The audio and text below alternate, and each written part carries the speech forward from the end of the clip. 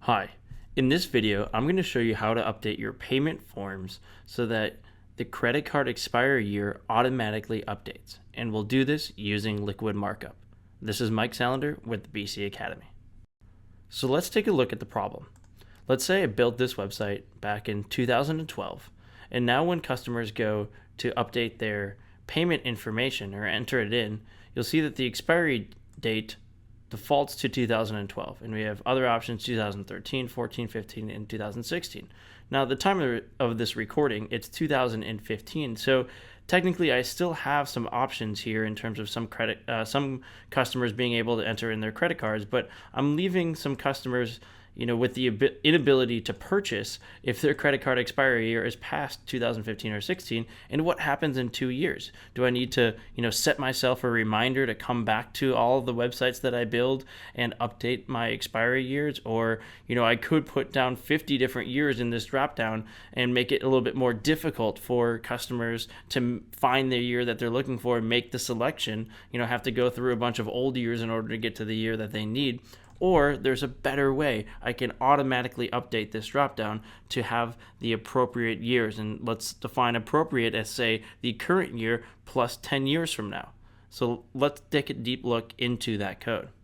For this specific website, we're going to be editing the order registration form. So this is the checkout form used in e-commerce for Business Catalyst websites.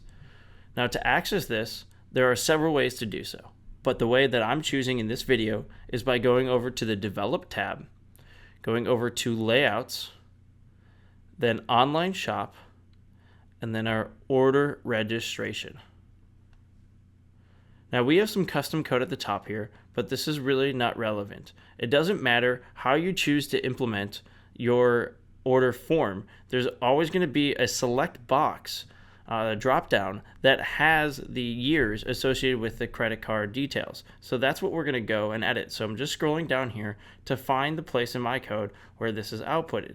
If you want, you can search your code for the card expiry year, because this is the name that Business Catalyst uses to know that the actual drop down that we're talking about is the credit card expiry year. So card expiry year, exactly like that. You can find it in your code where that's at. So what I'd like to do is I'd like to replace these options with some dynamic options, ones that will automatically output today's year plus years from 10 years from now. So I'm going to hop back over to the PowerPoint for a second and just go over this code and explain this line by line.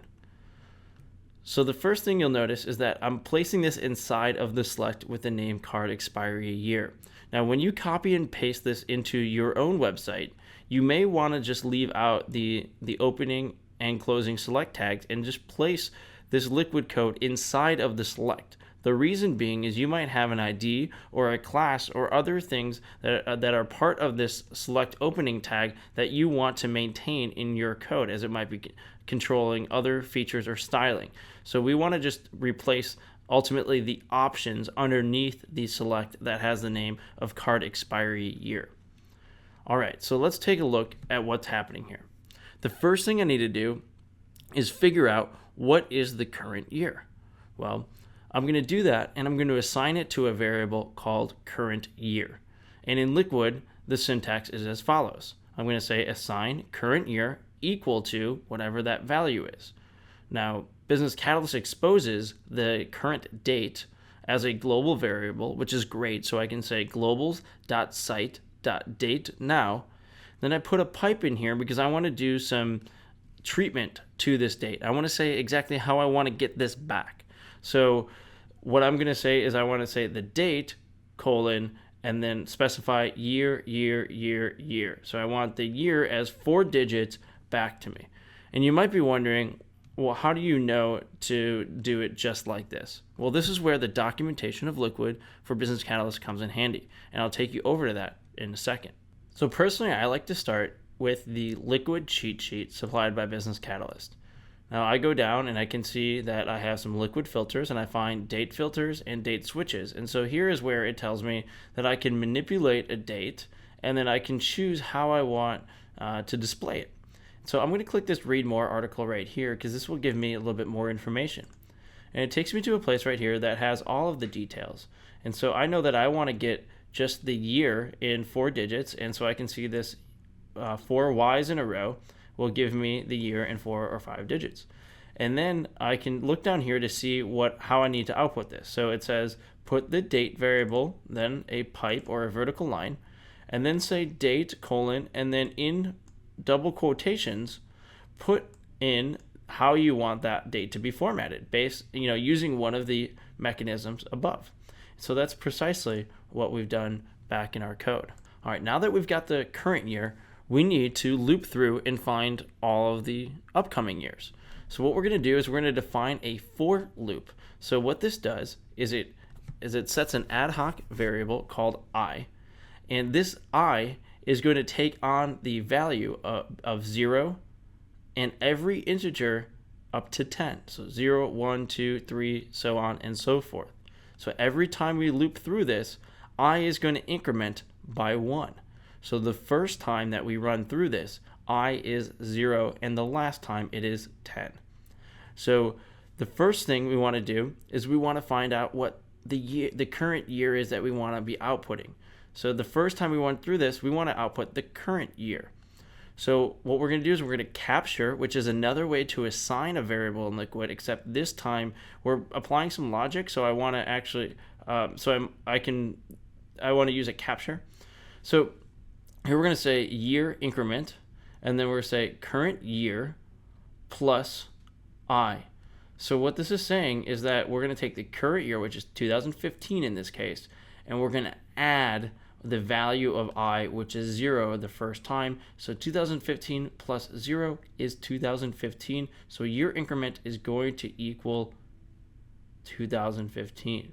So then when we output the HTML code, option value equals year increment 2015, and then we display to the user 2015. Then we've reached the end of our for loop, but then we need to come back because I is only 0, and we need to go through this until I is 10.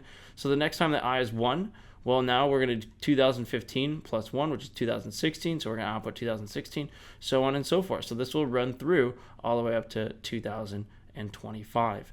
So let's take a look and implement this code onto a website. So here I am back at the order registration in Business Catalyst in the back end, and I want to take these predefined option values and I want to replace it with the code supplied. Now I can clean this up a bit, or I can try indenting it, or I can just click on the apply source formatting here, the format, and I don't love how I did that, so let me just bring that down like this, and now I'm happy with it. Okay, so now I've got my Liquid statements in here, and we're ready to go. So let's go back over to the front end, and I'm going to refresh. And I'll actually be taken to this intermediate page. That's just how this website is set up, but likely you'll be taken to the same form. But I'm just going to check out as a guest and continue with my checkout. Go back down, and we can see that the expiry year is 2015, and it goes all the way to 2025. So great, we have successfully implemented this feature. And as you can see, it's pretty simple. With just a couple lines of Liquid code, we can remove ourselves of the headache of having to remember to go and update sites that we made in the past, so that credit cards or users with newer credit cards have the ability to check out. Thanks for watching. I hope you enjoyed this practical tip on how to update your payment forms so that the credit card expiry year automatically updates. Please leave any questions or comments in the comment section below this tutorial. Thanks again.